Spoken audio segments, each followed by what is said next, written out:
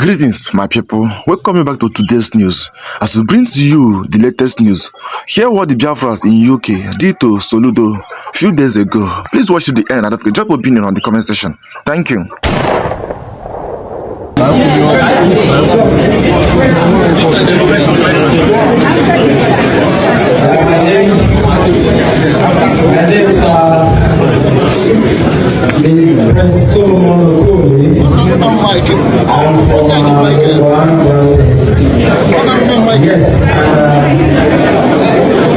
I am a member of IPOB United Kingdom. I'm here representing IPOB United Kingdom. So the question, Your Excellency,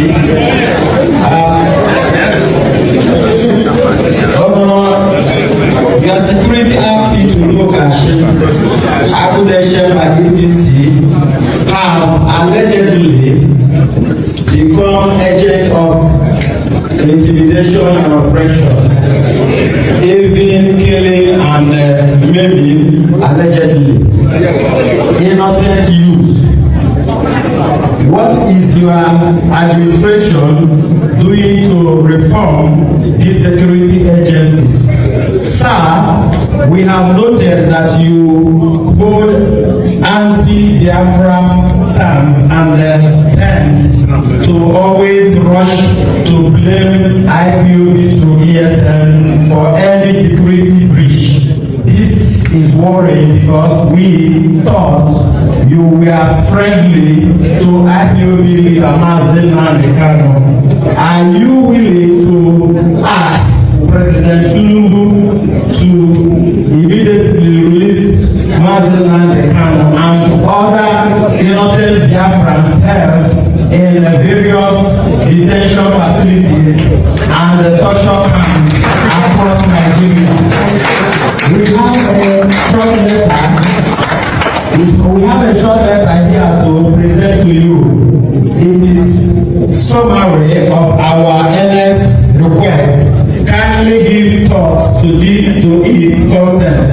We hope that you will find the courage to do the needful. Thank you.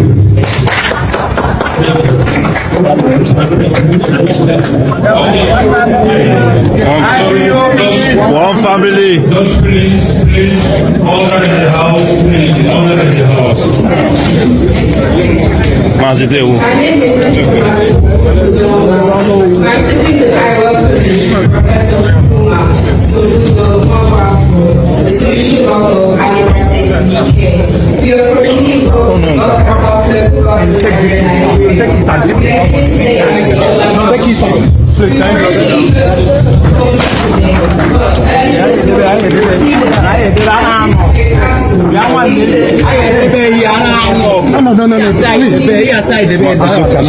It's okay. Aside the bed down. You understand? No, please.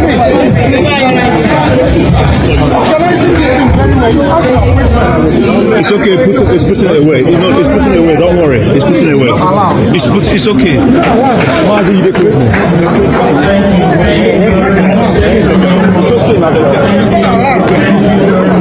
I know. It's okay. Okay now.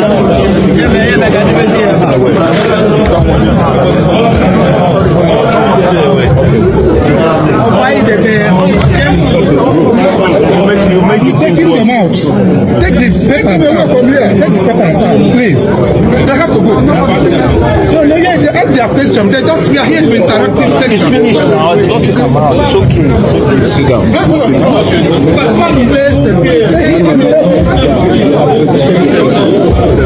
okay. It's finished now. It's done. Everybody go to your seat. It's okay. Everybody go to your seat. Everybody go to your seat. Okay. Yes, Malik. Thank you very much. His Excellency, Professor Chukwu Masoludo, Mr. Governor, the animal living and human process.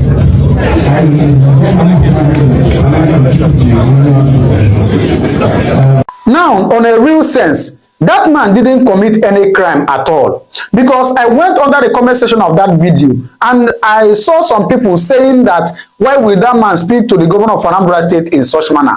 And I begin to wonder, I begin to ask myself, did he insult Soludo? Did he? No, of course he didn't. And so for those of you that do not understand, let me just give you a brief of what happened there. You know, the governor of Anambra State went to United Kingdom and wanted to have an interactive session with Igbos over there. Right? And so this man stood up and picked up the mic and he started by asking Soludo, you know, what he's doing with all these security outfits in Anambra State, the lives of Udogache, Agune Temba, Ndiakodo, and the rest of them. Right? And after that question, he went ahead to ask Soludo, what is his plan, you know, to make sure that our brother is released? Is that a crime? And after asking that, he sat down and brought out a placard. And on the placard, it is written, Free Mazi Nnamdi Kanu. Is that a crime? Is placard gone? Is it weapon? So tell me the crime that man has committed. He hasn't committed any crime. And for those of you that do not understand, maybe you think that Soludo is one of the people that, you know, started by condemning IPOB. When Soludo wanted to enter office his first term, of course, in 2021, he was one of the people that always campaigned for the release of Mazi Nnamdi Kanu and always, you know, campaigned for IPOB, saying that, you know, the issue of IPOB is what everybody needs to come together, sit on the table and discuss. Yes, in 2021, Soludo was campaigning for the release of Mazi Nnamdi Kanu. In case you do not believe me, let me show you just a very little clip of Soludo where he was speaking about Mazi Nnamdi Kanu and IPOB. Then I'll come back to tell you another thing that will shock you. Please listen to him. When my brother says you have to find out, it's living in the moon. All these years, you don't know what IPOB is agitating for. You know what they're agitating for. You either for or not against. That's not world leadership. On the issue of IPOB, IPOB, the proscribed IPOB, and you have the militant arm of IPOB, the ESN. What will you do with IPOB if you become governor? Charles Soludo, you have 1 minute for that, and I'll ask the same question to all the rest of you gentlemen. 1 minute, please. Is it me? Yes, please. Oh, thank you very much. Later we'll come back to the other bit. But on IPOB, I am on record. 2016, 2017, I am on record speaking. I visited Nnamdi Kanu. I didn't know him. I never heard of him. Never heard of IPOB. But when I heard he was in Kuje prison, and court order to release him, court judgment to release him, and they refused. I am the one that led 12 further prominent Igbos to go to Kuje and dialogue with him. And I addressed the international press conference to ask for his release. Thereafter, people started visiting Kuje, and 3-4 weeks later, he was released. I believe that an idea, I may not agree with him with his views on terms of the destination or even the means, but I believe that in a democracy, you put everything on the table. The Southeast leaders, religious, the bishops, the traditional rulers, the youths, all the groups, are now working on a consensus that we need to dialogue on this to have a solution. Thank you very much. Do you condemn IPOB's activities, the ideology, and the way they're going about putting their message across? Do you agree with their method, or would you condemn them? Let me be clear. I am the only one on this podium who is very clear on IPOB agitation, the neo-Biafranism and neo-Sikhism.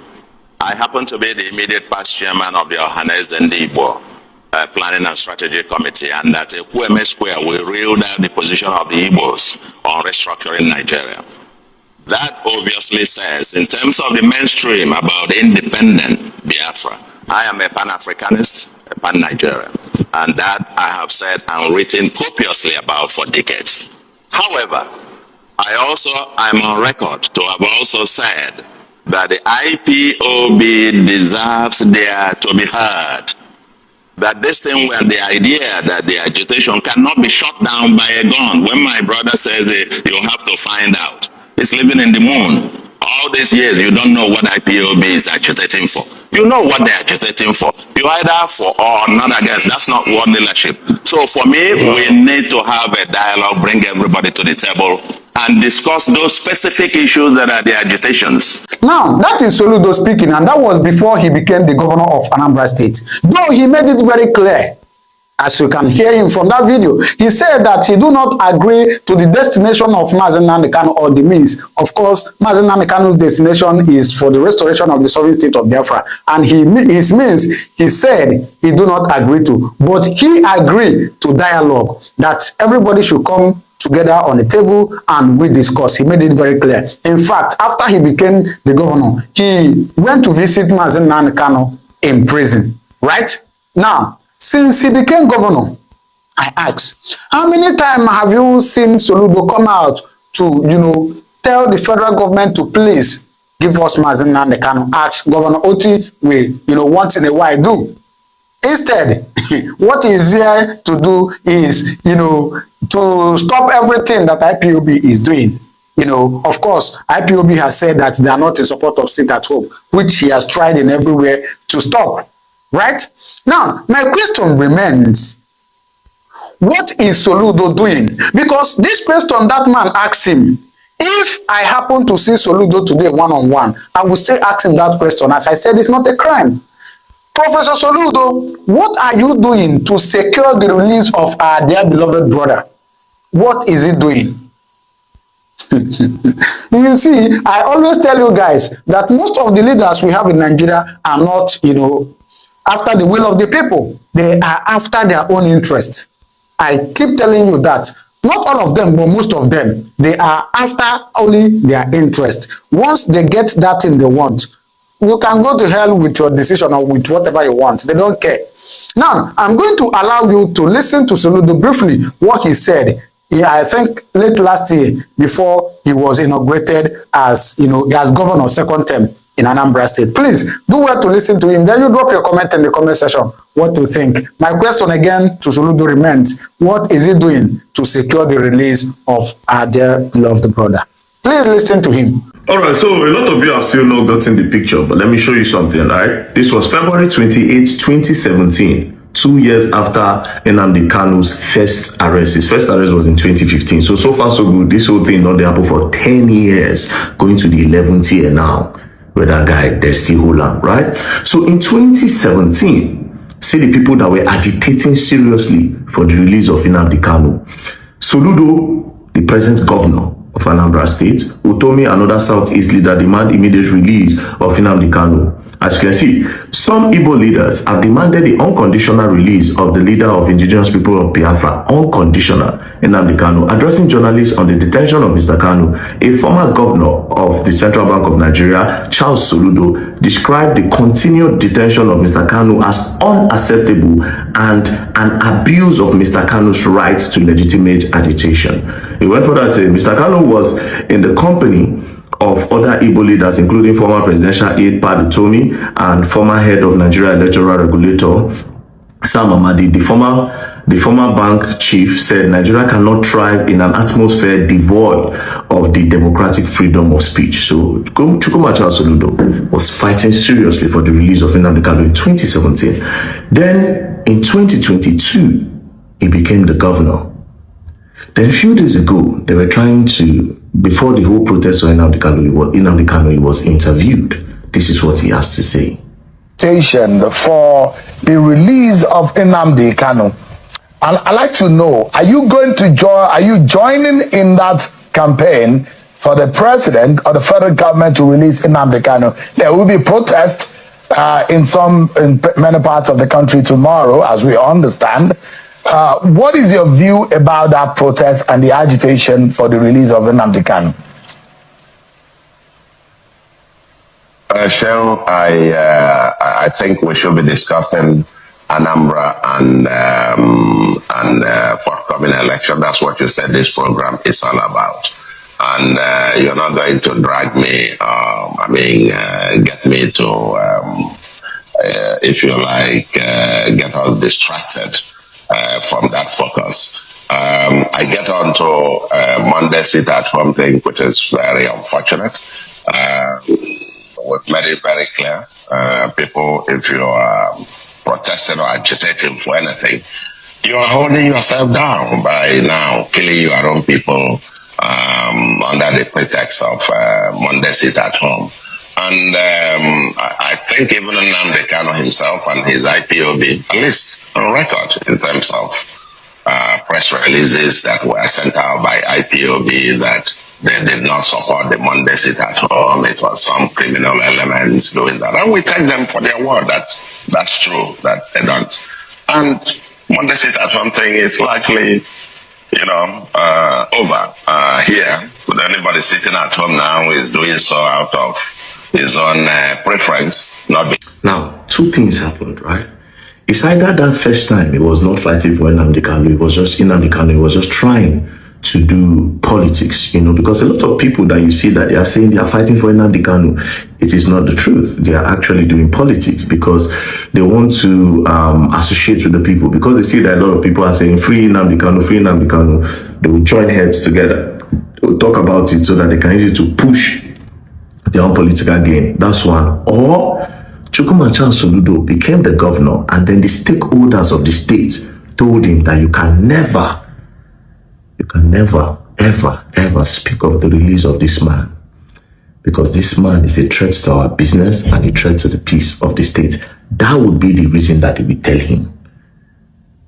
Do you understand? So you see what's going on now? As a matter of fact, this is why I say, that guy, man, he go stay for the, I no go lie for now, finish 30 years. UN don't talk. This was in 2022, as you can see. In 2022, yeah. As you can see, breaking news, UN demand immediate release of Nnamdi Kanu. Courts don't talk. Courts don't release and make it go. But now, the only main reason why he's there, President Tinubu is not holding him. Presidency is not. Now the people now in the country, they say, I beg. That is the problem of our state. We don't want him. He is the problem of our state. We don't want that guy. So let him be there. So all these fights, where will he fight? The only way he comes out, now if people truly want him to come back, and I'm talking about the elites, the stakeholders, the big businessmen, the governors, the politicians. If they say, okay, he don't leave the hand of NSA, government, president, you don't get anything to do with them. It's a simple thing. Is all this guy is going to terrorize us in our state. So that's basically it. Anyways, peace and love. Don't play. If you play, go learn. I go down the hard way. Don't play. How did we get here?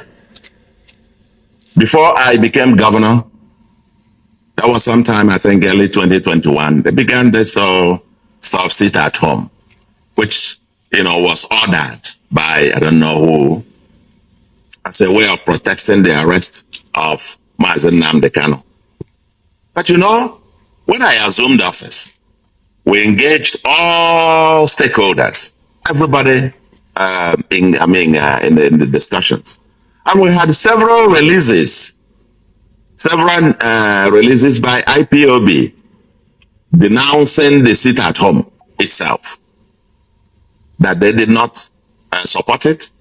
Various groups were denouncing it, but I think this was being reinforced by a group, I think led by Simon Ekpa or something, maiming and killing people. And so fear got into everywhere. And people decided then to obey, not because they loved to, but because they were coerced to. Tried everything over time to do something about it. We engaged. For us, upon assumption of office, I personally visited Nnamdi Kanu. Everybody knows that. When I assumed office at his DSS custody, we discussed. He was not happy. This is what he told me. He was not happy about the sit-at-home thing. Because it's like shooting yourself on the foot. It's like cutting your nose to spite your your face. And as we say, he will hold somebody down. He's holding himself there. The artisans, the school children that have to go to school, the artisans who make their daily living, these apprentices, then Abosafia, who make their living on daily basis. You stop them from earning a living and you think you are serving their interests. You want to turn Southeast into a desolate homeland, and yet you are fighting for them. Of course, he said that was wrong. I confronted him with these questions, and he told me that was wrong. Okay? So, now you come, these other criminals were enforcing this, maiming and killing people on Mondays. Okay, we engaged. We offered amnesty program for those who enforce it and those in the bush. We also established the 17-man committee through Justice and Peace Commission, chaired by Professor Denkalo, to identify the remote and immediate causes of the agitations, restiveness, violence, and struggle in the Southeast since 1999. And they have already submitted their report, and we're already implementing aspects of it, including setting up the Bureau of Missing Persons.